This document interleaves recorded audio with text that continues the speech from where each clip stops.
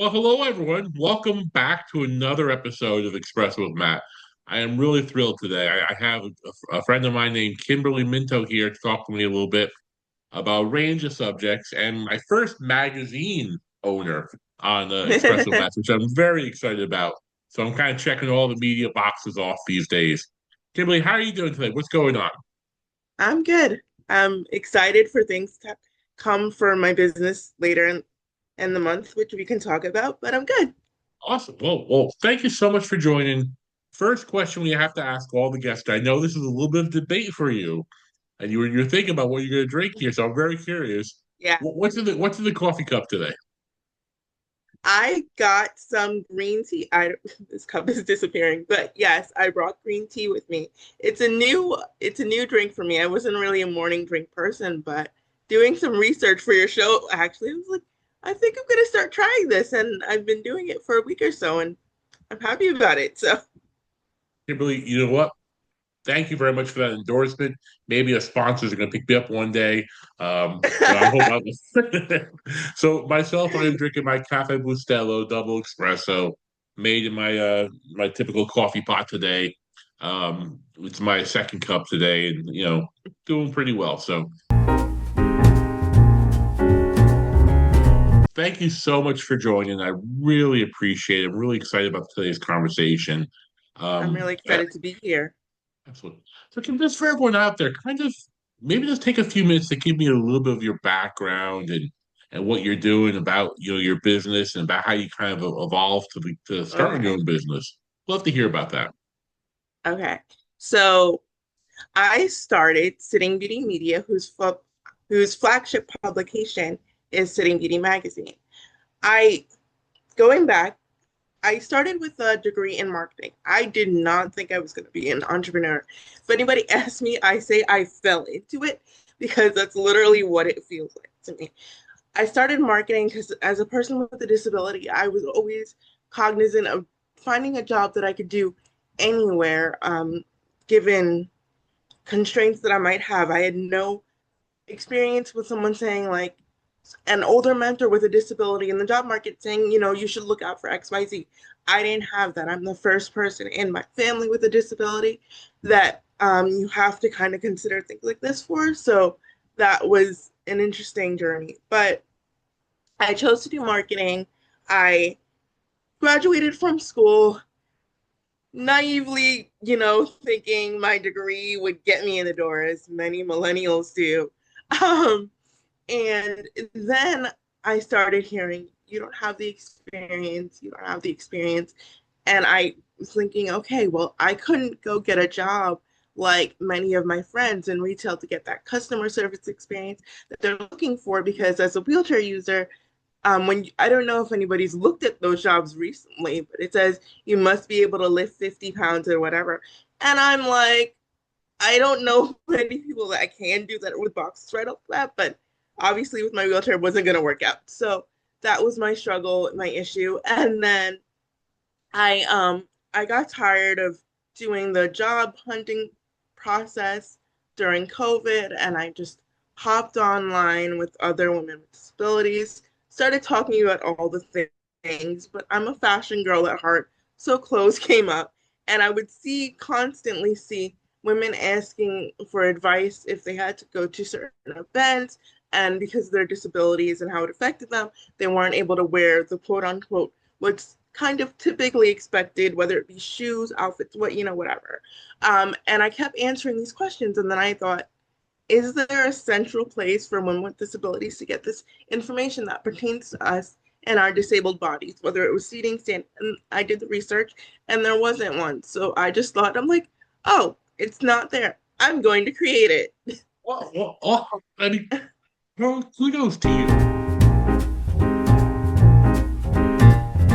In the magazine out there, being fashion forward and some of the great stuff there, but you don't see a ton of it, a ton of companies really embracing this, I don't think, at this point. Have you seen some changes out there? What have you seen out there in the industry for fashion for your population, your community? I've seen a lot of changes, but there's also a lot to be said for a lot that they need to still do. So in the past decade, I've seen Tommy Hilfiger is one of the big brands that came out with an adaptive line. A lot of others have followed. There were lines before Tommy Hilfiger's line, but with Tommy Hilfiger, you then saw JC Penney, Anthropologie, some more indie brands coming out with things, and then partnering with the bigger brands to get more view on their products. Then there's now a company that Runway of Dreams, which is a foundation that features adaptive fashion, and they have their own runway show every year to spotlight these brands and raise money for all these different things in fashion. They have a sister company that if companies want to hire models with disabilities for their campaigns, that's one of the companies that they can go to and find authentically disabled models for campaigns that will authentically feature people with disabilities, because that's a huge part, not having someone who's actually disabled instead of saying, oh look, this person's disabled and put them in a wheelchair. Like the community is going to see through that, and we Yeah. won't be happy. Yeah, it's a completely unrelated issue. As a bigger guy, a former offensive lineman from college, I shop at the big adult stores, and I get a little. I have some issues sometimes with who they put in the magazines. I'm like, that guy's not big and tall. That guy's not big. But Yeah. all seriousness, I think it matters, and it really does matter. And I think you being an advocate for that and putting that issue forward. I mean, kudos to you. Amazing job there.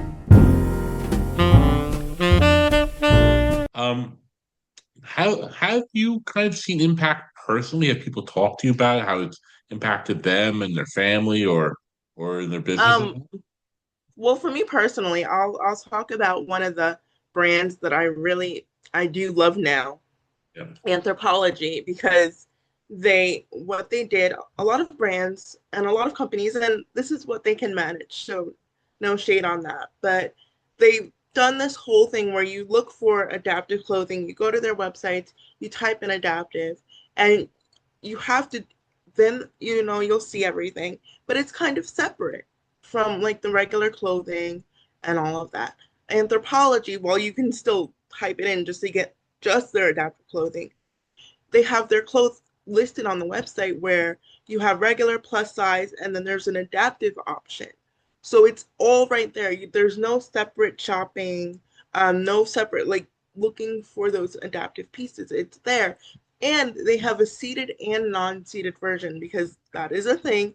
Um, and I was just so moved by the fact that they included it right in the space and said, no, you're right here with everyone else. There's no need to separate you. And that that change that you saw, like that idea of being on the same webpage, what did that mean for you? I mean, over the years and all you worked towards. it it meant a lot because I felt like it was a step in the right direction and inclusion. The world has so much to do when it comes to people with disabilities. I'm not gonna say that that, like I just said, there's work to be done, but you can see the movement happening slowly, very, very slowly, but it's there. I mean, I can name half a dozen adaptive brands right now. I don't think I would have been able to do that as a teenager. So the fact that it's there, and to have the adaptive clothing that makes life easier for me, when I need to wear those clothes, or I just I know I'm not gonna have as much help on a certain day and I need to wear something that's dressy, that's professional, whatever. The clothes are now there for me. There's no like, oh my goodness, what am I gonna wear? And I have to consider transfers and all the different things that our community is familiar with. All these things come into play when we're choosing what you're gonna wear for the day, and having clothes that make that process easier for dressing yourself, or if someone is helping you, because that's another aspect. It makes a world of difference. Now we just need more brands to come into the space so we have more options, but they're there. Absolutely. Well, I think having a conversation and understand that, and you said some things just there in that minute we talked about that. Specifically, I would never have considered, and I don't. I mean that from a place of just learning from you. Mhm. Um, yeah, I never really thought more about the sit-in versus non-sit-in, or the idea that you have to kind of think about a little bit, what days do I have help and what can I wear on days I have help, and what days do I have a little less help today, and how do I get ready for work, and um, having those conversations, putting those conversations forward so people can hear and listen, and having that voice is so important. Um, and I really appreciate you being out there and trying to educate people and sharing your journey through this magazine. It really matters. It really does. And just people out there listening to it.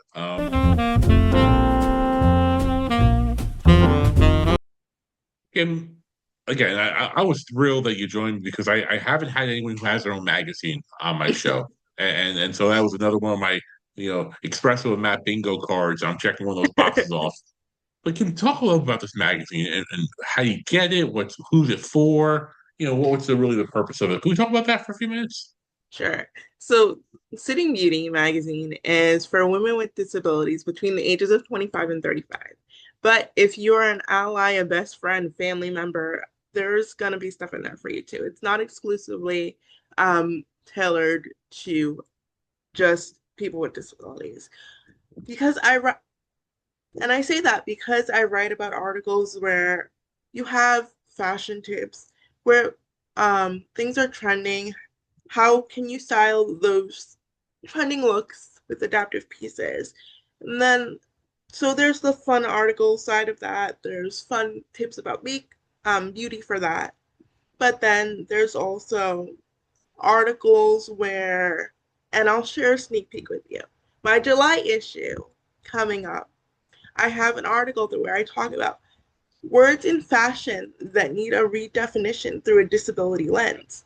So it's not just about um, quick articles that are about style and beauty. There's opportunities to learn about experiences as a person with a disability. And if you're an ally, then it's definitely something that you can pick up and learn from as well. And have a conversation. I mean, we're sitting here having this conversation. Use the magazine to have your own conversation with your friends, family members, or someone you know with a disability if you are willing to learn. And just, it's a great conversation starter. Absolutely. And I love the fact that it overlaps with fashion, which is so important for so many people out there. It's a common denominator in the conversation too. And Yes. so the fact that have those conversations, different perspectives, really does matter. I think everyone has woken up at one point in their life and said, "What am I going to wear today? How am I going to look?"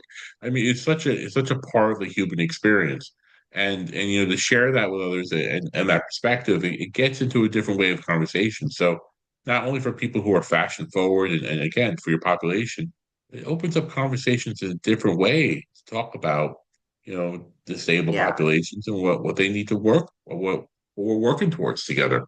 I mean, So it could be simple, like say, like, oh, I didn't realize having snap buttons or magnetic pieces would be easier for you to get dressed. So you could start there. And there are plenty of brands that I mentioned in Sitting Beauty where you can look at pieces like that. Well, that's awesome. So again, we'll take get a free episode. Everyone, look out for that July episode, that July magazine. Really cool. Thank you, Kim, for sharing that information about Sin Beauty. Really appreciate it. Thank you. What Yeah. do you think? What do you think sometimes holds people up from asking the questions or getting to this conversation? Because I'm No, curious about that. no, honestly, you say holds people up from asking questions, and I had to laugh because people aren't held up from asking questions. They'll just ask questions that are about curiosity and not curiosity that may have like not been the nicest thing to ask a stranger instead of something that like I genuinely want to sit down and learn.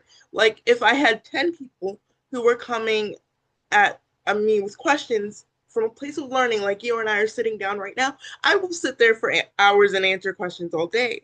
If I had people who are just coming up to me and saying, "What's wrong with you?" or like, "Why, you know, can you move your legs?" or something like that, I'm not going to be so inclined to answer those questions because they don't benefit like the learning process. That's just your curiosity and not that doesn't help anything anyway, other than you just wanting to have an answer. Yeah, and I think that's such an important distinction, right? Yeah. Is is the idea of what are we trying to learn about each other? What are we trying to express? And are we able to listen to the conversation? And I think, I've had many of these conversations over the years as an HR leader, as a leader, and one of the things I realized is that I have a lot to learn about a lot of different things, and I only can Hmm. learn when people tell me those stories. I mean, I'll give you kind of a different parallel. Um, I think it's applicable here is I ran some sessions called Listen to Understand over the years, and they were really about just diversity issues, getting people to understand where they're coming from or they're at. And my wife, who's Puerto Rican Cuban background, I was at this one session, and someone was talking about how they were retired from work and they had to go home because they were selling their house, and but they had to take their pictures down, their family pictures down before they sold their house. I was like, "Why are you taking your pictures down before people come over to look at your house?"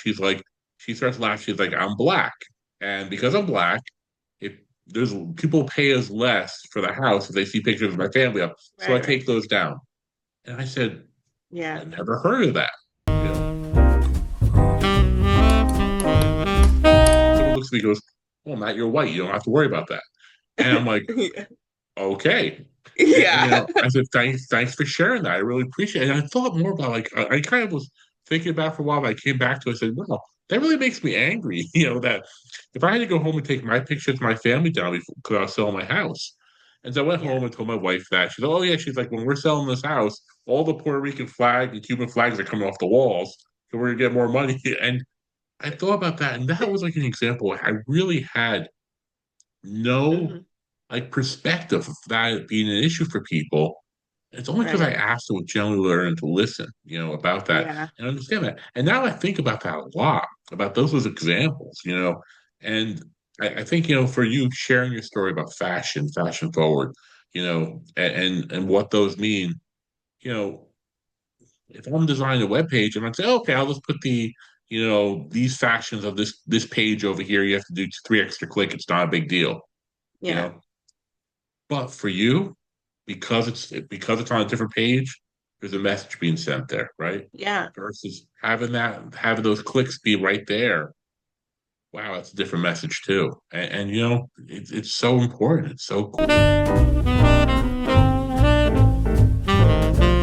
know? And I my magazine, I cover like all the things that we've talked about, and I do Yeah. trends and all the fun articles at times. But I also do things like I wrote an article and I don't remember the title of it now, which is bad. But at one point, I was saying to I had a section that says everybody sits. Why is it that when you see dresses, whatever, the models are all standing. They have to sit down eventually, and it's gonna look different.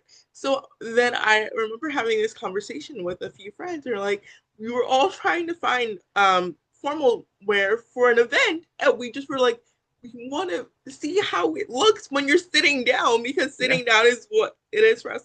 And it was such a frustrating thing not to be able to see that. Just like, guess we're just buying the dress, seeing how it looks, and sending it back if it doesn't work, which is also hard to do, especially if you're a wheelchair user that doesn't drive. So, Well, um, yeah. I mean, it's a great question to ask and answer, and you are right because if you wear a dress, you're wearing to a wedding or an event or a fashion or like an awards event, you're sitting half the time anyway. mm, I mean, you walk in and you sit down, and but so that's an important distinction there. Wow. and yeah, the length of the dress, and I'll share this funny story quickly. My prom dress, my mom, when I went to prom, my mom was like, "All right, we had a plan because she couldn't change me into like 5 dozen dresses to try on. So we did three. I picked a dress. Prom day came. My dad was putting me in my wheelchair. Somehow, the end of the dress ended up underneath one of my wheels, and I'm like screaming at him, like, careful, like not to rip the dress. Thankfully, it did not rip, but it was like that's something that's gonna happen to a wheelchair user if you don't also know how long the dress is before you get in your wheelchair. Yeah. Well, as a girl dad right now, I will tell you my nightmare is messing up the dress or something like that. So like, so I totally relate to your father's, your situation there because like, to tell you that I get it because as a girl dad, I try to kind of stay out of that arena. Um, but I've often told my wife, I'm like, Jess, God forbid you pass before I do. Who's gonna get her dressed? Like who's buying the fashion? Because it's not gonna be me. Um, you know, so but you can laugh about that, but like that is such a human story, right? I mean, because Yeah. how many times has you know everyone at a certain time getting ready for prom, which is an amazing event in most people's lives. Those Mhm. anxieties about getting ready and those family dynamics about, you know, getting ready as a family. So, thank you for sharing that story. And I'm not to make light of it. I'm just kind of saying, like, I get it Oh yeah, because I I think, laugh about it now. yeah, absolutely. Yeah. And, that's all you can do is you can laugh at those situations. But so your parents have been a big support of you for this, magazine, obviously, right? Yes, my mom more so. My dad's not really a tech guy, so like he's handling some business stuff when I need numbers and so Yeah. I can ask him and he'll answer and be like, okay, you should do XYZ. My mom is my editor. She's sometimes my photographer. As a New Yorker, I wanted to get snow pictures at one point.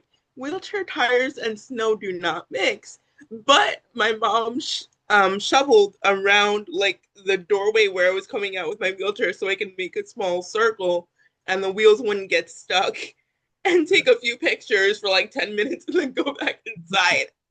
And I was still stuck. And she's like, we're just going to figure this out. So, I mean, like, yes, I have the tough moments of my business and everything going wrong and right at all times. But these are like the fun moments, especially like with my mom sometimes, that I just have to say, like, thank you for putting up with this. Because obviously she didn't have to do that. She could have told me to do AI or whatever, but she's done it once, not twice. I don't think I'm getting it. She's done it twice, not once.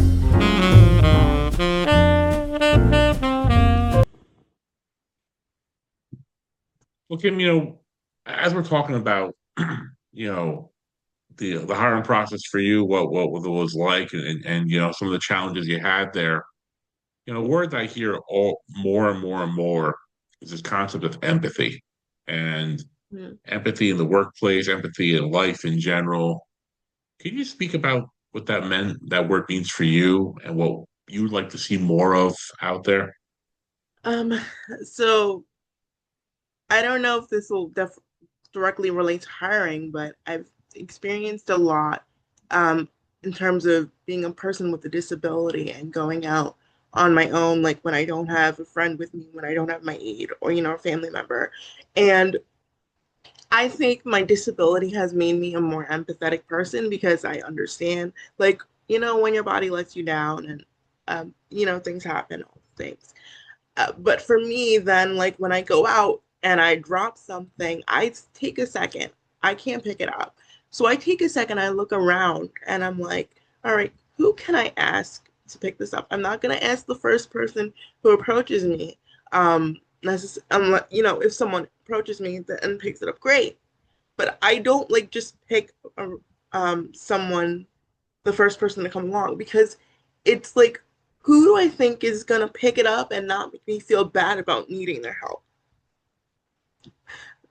So I mean, and so that aspect, I feel like I'm very attuned to, and I try to then help people understand why it's important to be empathetic, why it's important not to, judge someone based off of like one moment or one, necessarily first impression. I know a first impression is important, but you never know what's happening with that person outside of, them meeting you for 5, 10 minutes, whatever it is. So learning to be empathetic and always making sure that I am putting that off. That I'm an empathetic person, an empathetic air that someone can come to for some reason, or if they need that, I just want to make sure that I'm creating the kind of space that makes sure that that's okay for them not to be having a perfect moment. That human condition we all suffer with because we all don't have our perfect moments, and I think um, it's interesting doing the right thing. And one of the things that happens a lot of times when you study it, people when they do the right thing, when they do the wrong thing, a lot of things come down to do they have the social kind of time pressure, environment? Do they have the Right. permission? Um, do they have an environment where it's okay to do the right thing? And um, we just need to create more space for that, I think, out there, both at the Yeah. workplace and in general for each other. Um, I think the more people are stressed, the more they're time crunched, the less likely they are to do the right thing all the time. And I think it just really is such a great message, Kim, and I really appreciate you sharing that with everyone.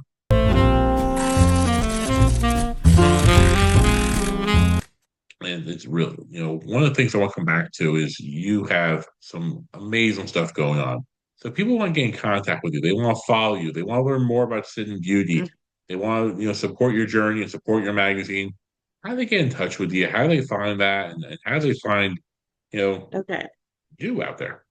Well, you can subscribe to Sitting Beauty Magazine, get your free issue by using the QR code on the screen, There you or go. you can go to sittingbeauty.com and look at some of the blog posts that I initially had when I was starting out.